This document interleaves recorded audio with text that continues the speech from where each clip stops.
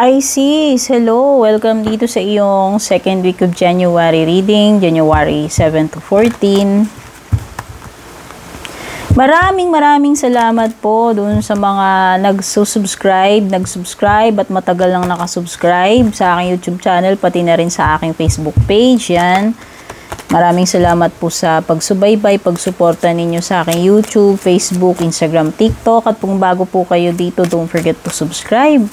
Makakatulong po yan na mag-grow ang ating YouTube channel, and pa-like and follow na lang din po yung aking FB, Instagram, TikTok. Tandaan nyo lang guys na mag-message directly po kayo sa aking Facebook page regarding personal reading services, kasi doon lang po ako nagre-reply.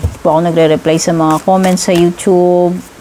No, kasi nilalagay ko naman po sa description ng bawat video yung link ng aking FB page. Ang gagawin nyo, i-click nyo lang yun, itatap nyo lang yun, at mapupunta na po kayo sa FB page ko. Doon po kayo mag-message directly, ano? So, itong gagawin natin, sisilipin natin, Pisces, yung overall energy mo, surrounding energies mo, possible na challenge, possible outcome, para dito sa iyong second week ng January. Pati na rin yung love life mo and yung closing message and advice para sa iyo.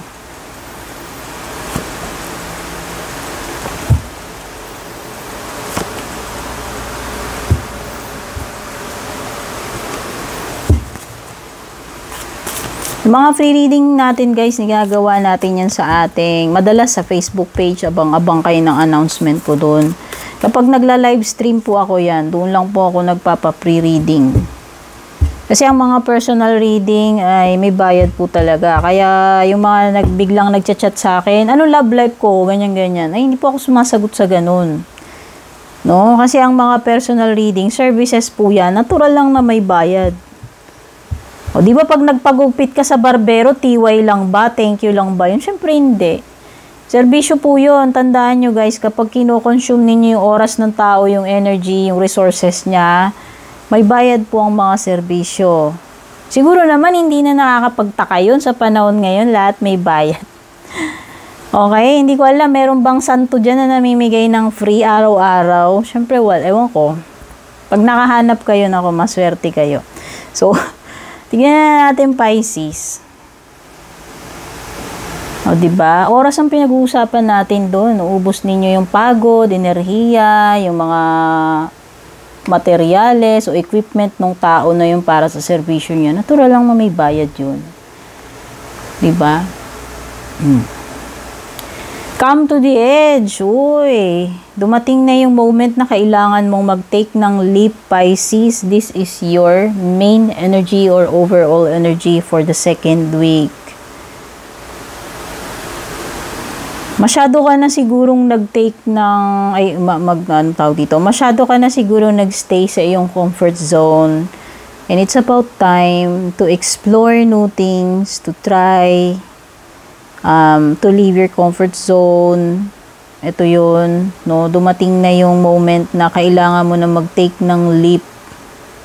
You've come to the ledge. Narating mo na yung dulo narating mo na yung hangganan ko, ano may tinutukoy nito. Okay, yan. So, tignan natin ano yung mga surrounding energies para mabigyan tayo ng clue. Yes. So, mukhang matagal ka nang naging stagnant, Pisces. Masyado ka nang nag-stay sa isang bagay, lugar or sitwasyon to the point na kinahon mo na yung sarili mo, kinulong mo yung sarili mo sa ganun katagal na sitwasyon. Na-trap ka ng matagal. May contribution ka dito, Pisces, I believe, because of the Eight of Swords. This is something na hindi ka parang kinidnap ka tapos kinulong ka. Hindi Parang may contribution ka dito sa pagkaka-stagnant mo ng matagal. Ibig sabihin, may fault ka rin dito. No? Hindi lang ito, hindi ito dahil wala kang magawa, kundi pwedeng may part ka rin somehow, bakit ka na-trap doon sa ganong klaseng kalagayan. Mainly, 50-50 ito. Kumbaga, may contribution ka sa pagkaka-stagnant mo dyan. So, time na para kumawala ka sa ganyang klase. Whether itong pinag-uusapan natin ay literal na lugar, kalagayan, sitwasyon, state of mind, maraming pwedeng ibig sabihin ito at depende kung ano po yung nagre-resonate para sa inyo. Kasi sa Eight of Swords is pagiging imprisoned dito, napapalibutan siya ng Eight of Swords doon sa traditional Rider-Waite na presentation. Pero, yung tricky part doon is hindi naman talaga siya totally, 100% na walang way na makakawala doon. Meron siya meron siyang pwedeng victim mentality lang. Pwedeng ikaw lang yung nag-iisip noon na, hindi ko kaya to or wala akong ibang paraan kasi nire-refuse mo mag-isip ng ibang way. Nire-resist mo na mag-isip ng ibang solusyon. Ayaw mong baguhin yung perspective mo. Pwedeng katigasan ng ulo, kakitiran ng pananaw, or ayaw ng changes, or kulang sa confidence, kulang sa tapang, lakas ng loob. Maraming abusive relationship man ito, or pagiging unproductive, or unhealthy lifestyle. Madami akong pwedeng bigay na example sa inyo. Pero ang trick dito sa Eight of Swords, may way para makaalis ka dyan, which is come to the edge. Kaya siguro ito yung main energy mo. It's about time na mag-break free ka.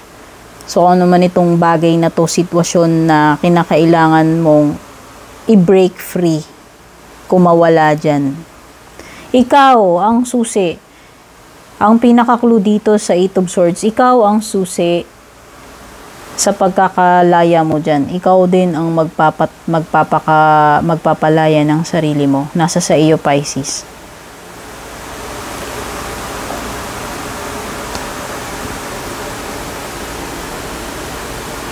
O, diba, Pisces, meron card ng happiness dito, Ten of Cups and completion. This is pagiging kumpleto. Kung ano man itong makukumpleto mo dito. May mabubuo dito, no? Hindi ko alam, baka nangongolekta ka ng mga bagay, like mga tumbler ni Starbucks, o kung ano man. Basta meron kang dito parang may ma-achieve ka, may makukumpleto ka. Andyan na lahat yung kailangan mo Yun yung sinasabi ni Ten of Cups ko. Ito na yung katibayan na mission accomplished ka na. Kasi nakuha mo na lahat yung kinukolekta mo, no? Yan yung sinasabi. Ten of Cups is happiness and well-being. Whether sa romantic yan, sa family, or sa sarili mo. In terms of yung mga bagay na nagbibigay sa iyo ng fulfillment. Emotionally, spiritually, yan. So, pwedeng may kinalaman din to sa relationship. So, pwedeng iba sa inyo dito, pwedeng nabuo yung family ninyo, nagkasama-sama uli kayo, kung nagkawalay kayo, pamilya man yan na asawa mo at mga anak mo, or pamilya mo na mga kapatid mo, magulang mo, pinsan mo, no, yan. Yung ganong energy na na buo na uli and masaya ka kasi kompleto na kayo. Material man yung pinag-uusapan dito or family man. Ayan. Nakikita ko rin dito is the Three of Swords. May mga bagay na mahirap tanggapin, Pisces, pero ang sinasabi ni Three of Swords dito is dapat maging ma-wake up ka dun sa katotohanan na it is what it is. Masakit man, mahirap man tanggapin, pero ito yun Ito yung katotohanan So, itong bagay na to mahirap lunukin, mahirap siyang tanggapin, pero dapat ka nang magpakaanes sa sarili mo na tanggapin yung bagay na yan. Kasi by hook or by crook, yan na yun Sabi ko nga, it is what it is. Diba? So, ano na lang dito ang pinaka-challenge mo na lang, paano mo tatanggapin yan para maka-move on ka na. Okay? Wala na eh. Walang other way. Parang ito nga, 8 of Swords. No? Hindi mo mapapalaya yung sarili mo dyan kung hindi ka gagawa ng paraan, kung hindi mo babaguhin yung approach mo, yung pag-iisip mo. Ito na yung painful truth. How inconvenient man yan, pero alam mo yon, this is something na kailangan mong harapin, tanggapin, pagdaanan, 'di ba? Ano ba yung sabi nila? What doesn't kill you makes you... Basta may ganong quote. Basta. So, pagdating sa challenge mo is the Ace of Pentacles. So, pinaka-challenge mo dito, pwedeng pera.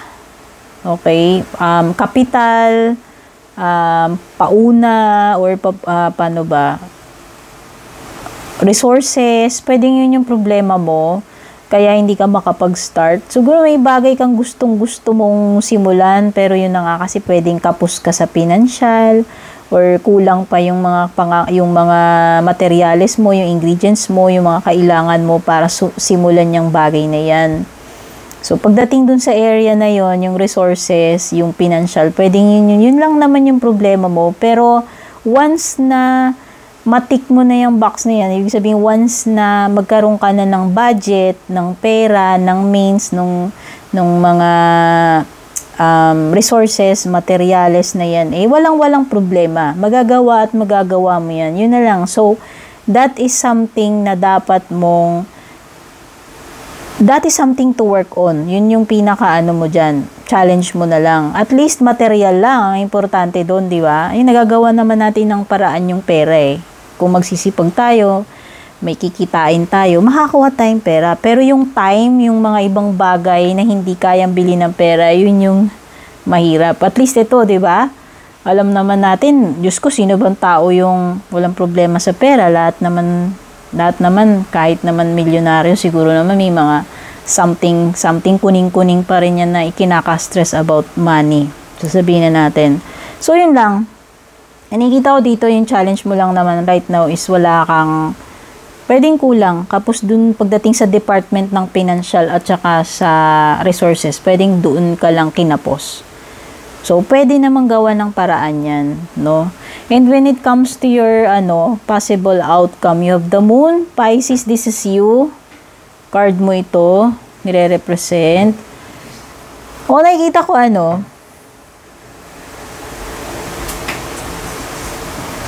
gamitin mo yung creativity mo, Pisces. I know you are creative. I know you are artistic. Gamitin mo tong intuition mo. Alam ko na rin ikaw ay na gifted pagdating sa intuition. So, pwedeng iba sa inyo highly sensitive, psychic, malakas yung intuition ninyo. Kasi ito yun your intuition will guide you sa tamang direction. So, kung may mga nararamdaman ka dyan, trust mo lang yung inner voice mo, no? Kasi meron kang natural sa'yo yung intuition na yan sa tingin ko. At yun yung nakikita ko dito na parang ang gagamitin mo is your inner voice. Yung intuition mo pagdating dito sa bagay na ito. Huwag kang nakikita ko dito, huwag kang magpapadala doon sa mga nega-nega na emotions na nararamdaman mo. Sa fears mo, ayan. Gamitin mo yung mga, yung gifts mo, yung mga talents mo, kung ikaw ay intuitive, creative, gamitin mo yan. Kumbaga, yan yung tools mo, Pisces, no? Yan yung magiging tools mo para ma-achieve mo yung gusto mong ma-achieve. And for your love life, you have the 10 of Pentacles. Wow! There is an achievement here pagdating sa love life mo. So, pwedeng ito ay pagpapamilya. Pwedeng may ma-unlock kayo ng partner mo or ng asawa mo. It could be something related sa pera. Pwedeng may pamana dito. Meron din akong nafe-feel na pagiging stable, like business or kabuhayan ninyo. So, yan, nakikita ko dito, pwedeng meron kayong joint venture ng jowa mo or ng asawa mo na pwedeng linked siya sa pera or sa parang investment or parang nag-unti-unti na kayo naglilay ng solid foundation para sa inyong dalawa and sa family ninyo. Something na pangmatagalan na hanggang maipasa ninyo ito sa inyong mga kaanak-anakan, apu-apuhan, ayan. Legacy. And for your closing message advice, you have the abundant universe will provide. Huwag ka mag-alala, Pisces, kung kinakapos ka sa ngayon, pagdating sa, sabi ko nga, sa financial na departamento at sa resources kasi the abundant universe will provide. Read for yourself. Oh. Diba? Ang importante, gumagawa tayo, kumikilos. Siyempre, hindi naman mahuhulog sa'yo yung pera na lang ng ganun. Ano ka ba? Maging realistic tayo, no? So, maging positive tayo na ipoprovide yung mga needs natin at the same time, kasabay nung pag-i-effort, pagsisipag. Okay, Pisces? I hope na gustuhan mo itong reading mo for the second week. Don't forget to like and share. Take care and God bless.